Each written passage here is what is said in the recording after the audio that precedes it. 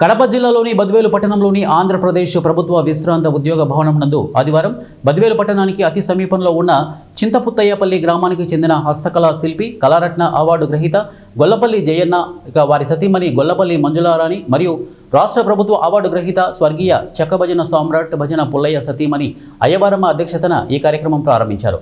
ఈ కార్యక్రమానికి ముఖ్య అతిథులుగా జాతీయ ఎంఈఎఫ్ నాయకుడు ఎస్ చిన్నబాబు, దళిత సేవా సంఘం నాయకులు ఓఎస్వి ప్రసాద్, సిపిఐ రాష్ట్ర నాయకులు వెంకట సుబ్బయ్య, మరాఠీ సంఘ రాష్ట్ర నాయకులు సాగర్, గురుమూర్తి, ఎల్ఐసి ఆఫీసర్ కాకర్ల చెన్నారెడ్డి హాజరయ్యారు।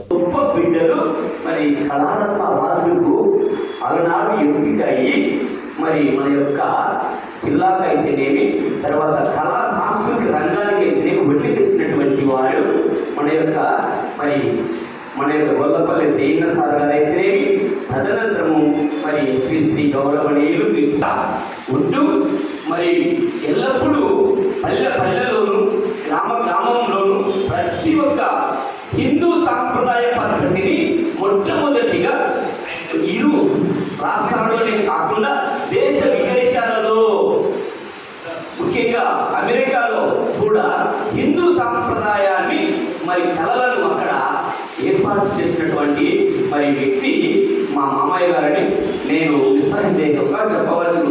ఎందుకంటే ఒక తెలుగు బిడ్డ అమెరికాకు వెళ్ళాలంటే, అందులో ఇటువంటి చదువు లేనిటువంటి బిడ్డ అమెరికాకు వెళ్ళాలంటే అది ఆ जिस देश में गंगा बहती है, जिस देश में गंगा बहती है, हम उस देश के वासी हैं। जिस देश में गंगा बहती है, हम उस देश के वासी हैं। हम उस देश के वासी हैं जिस देश में सहेली पुल्लैया रहते हैं। जिस देश के वासी हैं हम, उस देश में सहेली पुल्लैया रहते हैं। क्या बात है, ఎంత గొప్ప విషయం।